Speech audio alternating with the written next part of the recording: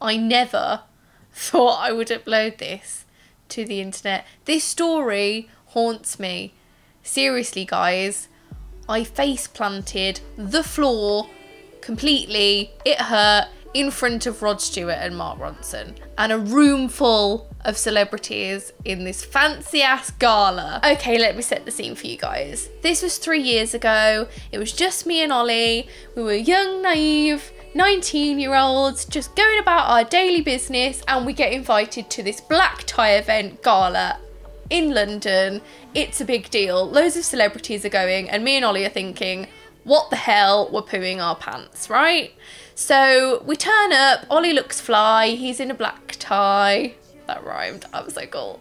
And I'm wearing a jumpsuit with like loads of pretty patterns on it, loads of flowers, and obviously I've got to be wearing heels, even though I'm blind and it's probably a disaster waiting to happen. I do not care because I love these blinking heels. They're wedges, they're gorgeous, they're nude. It's just all cool. I'm like feeling really nice, just had my nails done, feeling really pretty. Me and Ollie turn up to this gala in this taxi that has been pre-booked, which we're already feeling really cool in, with my name on the front of the windshield. So we're like, oh yeah, we are just fly right now. What is our lives? We turn up, we're eating vegetable crisps. Never eaten vegetable crisps before. Beetroot crisps. What even are you? Just putting that out there. Totes prefer the parsnip ones. Anyway, so we get into this foyer, loads of people crowding round, and casually there's just Rod Stewart getting papped with his wife just in the corner. Me and Ollie are like, what is this world? What have we just stepped into? Because this is just crazy and we're only 19. I'm freaking out because I'm doing a talk at this gala.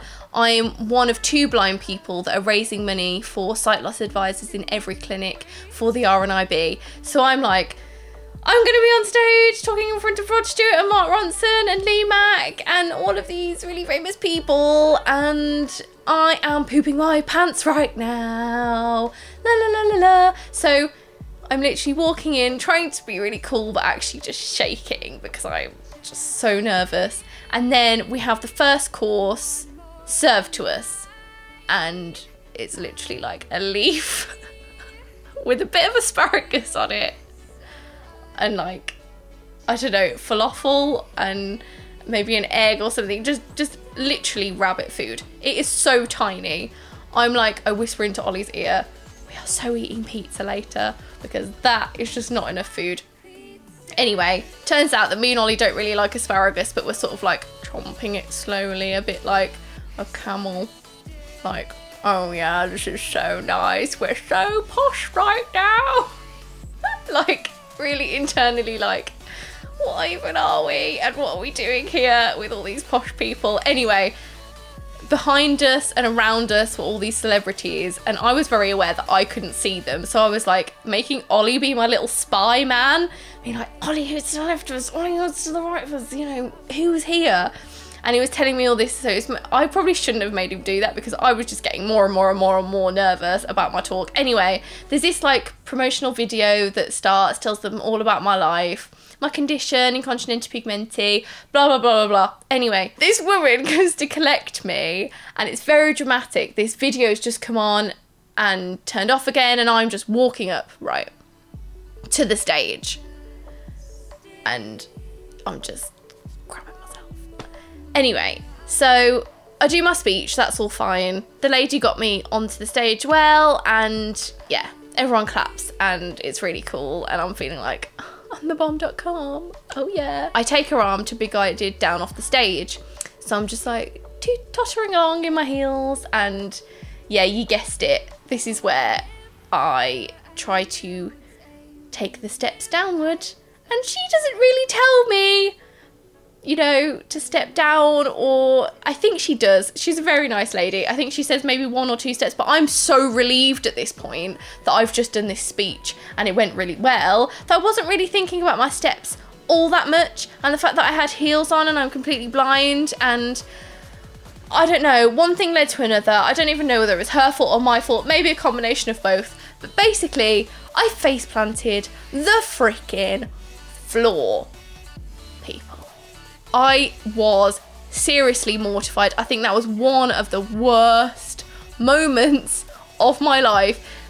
Seriously, it is up there. I was probably like 11 out of 10, confused, frustrated, distraught. All of these emotions were just whirling around in my head, and I was just like, what the hell is my life right now?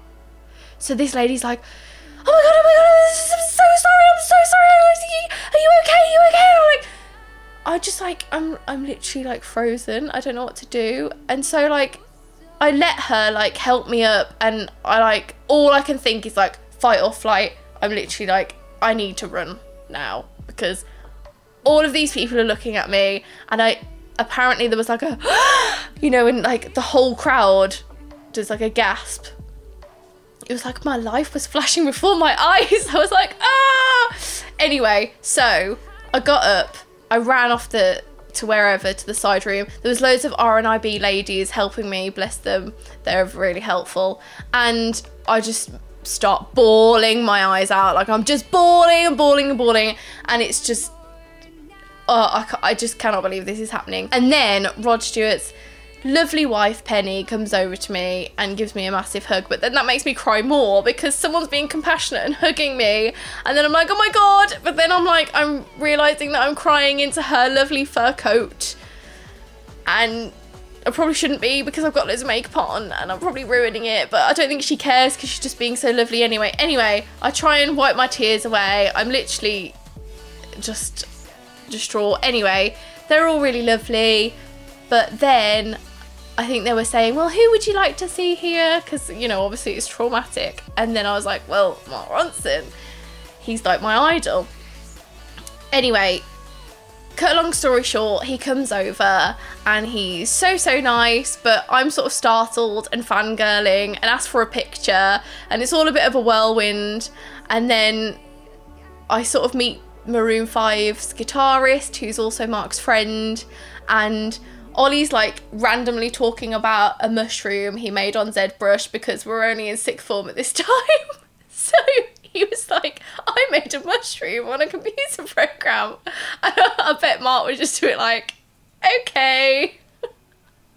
It's just so funny. That's really cool. It's a really nice meeting. I meet E.L. James as well, the author of 50 Shades of Grey, and she sort of comes up to me. She's like, I've created a new character in a book in my new book who's a redhead, and she's so beautiful just like you. And I'm at this point like, oh cool, like a bit like just startled and freaked out. Anyway, we go back to our table, we have a bit more nibbles. I think it's like this lemon sorbet thing that comes out. I remember an orange for some reason. This is all just a blur right now, guys.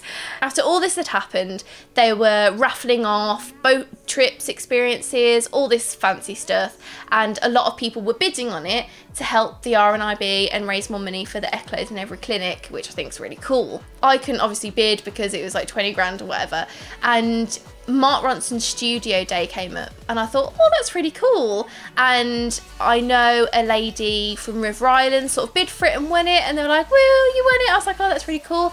And then they announced, and also Mark would like Lucy to come along, and I was literally like, what the hell is going on with my life right now? I'm so glad I fell off that freaking stage because I'm going to Mark's studio.